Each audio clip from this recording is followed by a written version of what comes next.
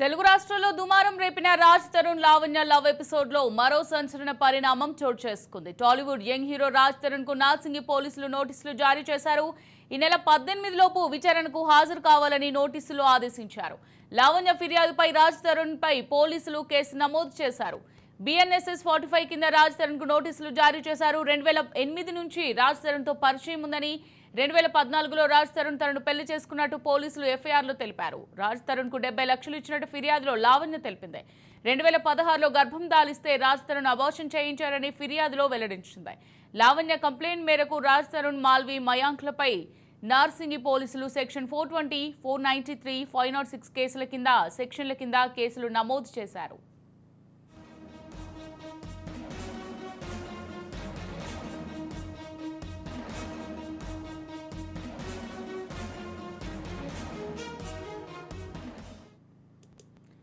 Right, ఇదే అంశానికి సంబంధించి మరింత సమాచారం మా క్రైమ్ బ్యూరో చీఫ్ ఇన్నారెడ్డి అందిస్తారు. ఇన్నారెడ్డి, తెలుగు రాష్ట్రాల్లో దుమారం రేపిన రాజ్ తరుణ్ లావణ్య లవ్ ఎపిసోడ్ లో మరో సంచలన పరిణామం చోటు చేసుకున్నట్టుగా తెలుస్తోంది. రాజ్ తరుణ్ కు నార్సింగి పోలీసులు నోటీసులు జారీ చేసినట్టుగా తెలుస్తోంది. మరి 18 లోపు విచారణకు రావాలని చెప్పినట్టుగా తెలుస్తోంది. మరి దీనికి సంబంధించి డీటెయిల్స్ ఏ విధంగా ఉన్నాయి?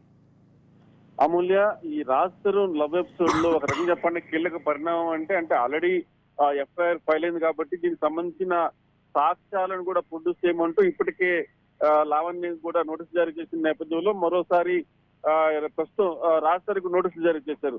ఈ నెల 18 లోపున విచారణ హాజరు కావాలని చెప్పేసి ఇప్పటికే రాజ్ తరుణ్, మాల్వి, మయాంకలపై సెక్షన్ 420, అలాగనే 493, అలాగనే 506 సెక్షన్ల కింద కేసు నమోదైంది. అయితే ఇన్వెస్టిగేషన్ ప్రాసెస్ లో భాగంగా పోలీసు నోటీసులు ఇచ్చిన నేపథ్యంలో రాజ్ తరుణ్ ఇప్పుడు ఏమైతే లావణ్య చేస్తున్న ఆరోపణలకు సంబంధించి వ్యవహారం కావచ్చు, లావణ్య ఇచ్చిన ఎవిడెన్స్లు కావచ్చు, ఇప్పటికే కొన్ని తన అడ్వకేట్ ద్వారా కొన్ని ఎవిడెన్స్లు కూడా పోలీసులకు పంపించిన నేపథ్యం మనం చూస్తా ఉన్నాం.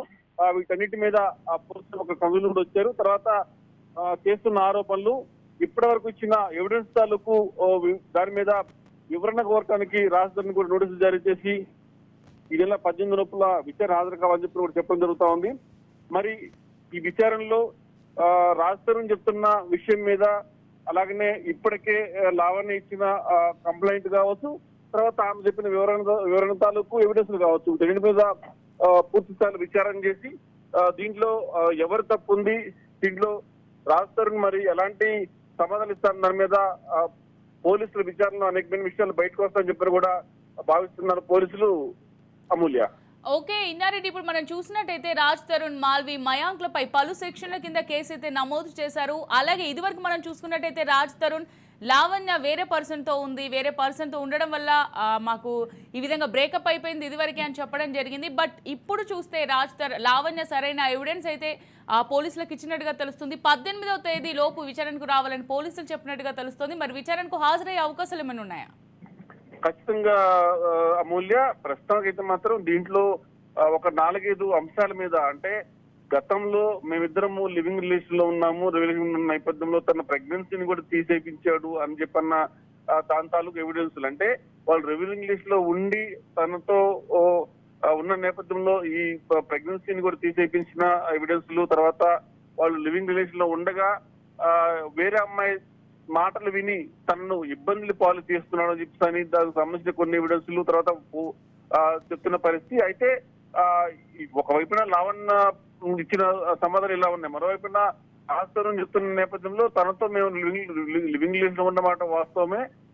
అయితే మస్తాన్ అనే వ్యక్తుడి గతంలో ఆమె పెళ్లి చేసుకుంది, తన భర్తను కావాలని చెప్పిన నేపథ్యంలో పోలీసుల్లో కేసు పెట్టిందని పలు అంశాల మీద ఆరోపణలు చేశాడు. సో ఆ అంశాలను కూడా ప్రస్తుతం పరిగణలో తీసుకొని నిజంగానే ఆమె కంప్లైంట్ ఇచ్చిందా, ఏమని కంప్లైంట్ ఇచ్చింది, తర్వాత మస్తాన్ అనే వ్యక్తి ఎవరు, అంటే ఇక్కడ 2 విషయాలు చెప్పుకోవచ్చు అమూల్య.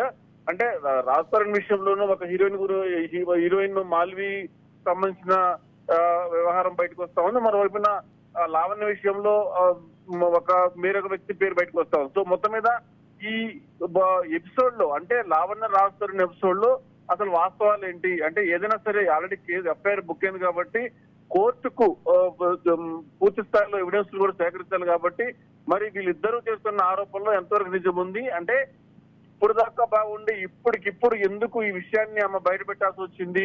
అది కూడా ప్రెగ్నెన్సీ తీసేసిన టైం కూడా చాలా లాంగ్ టైం ఉంది. గతంలో ఇప్పుడు కొన్ని సంవత్సరాల క్రితం జరిగిన వ్యవహారం అని చెప్పారు కూడా పోలీసులు చూస్తున్న పరిస్థితి. సో అలాగనే ఆ మస్తాన్ సంబంధించిన వ్యవహారం ఏంటి, తర్వాత ప్రస్తుతం రాజధాని మీద చేసిన ఆరోపణలు కావచ్చు, ప్రస్తుతం ఇప్పుడు లావణ్య ఉంటున్న ఇల్లు కూడా రాస్తారు ఉంది అని చెప్పేసి కూడా తెలుస్తా ఉంది. మరి ఈ టోటల్ ఎపిసోడ్ లో ఖచ్చితంగా ఎక్కడో ఒక చిన్న ట్విస్ట్ ఉండే అవకాశం ఉంది. మరి ఇద్దరి మధ్య గొడవ జరిగిన మాట వాస్తవమే, దూరంగా ఉన్న మాట వాస్తవమే, ఇప్పటికిప్పుడు ఎందుకు బయటకు వచ్చింది? దీంట్లో తప్పెవరు నేను తేల్చాల్సి మాత్రం పోలీసులే మనం చెప్పుకోవచ్చు. అమూల్య, థ్యాంక్ యూ ఇన్నారెడ్డి.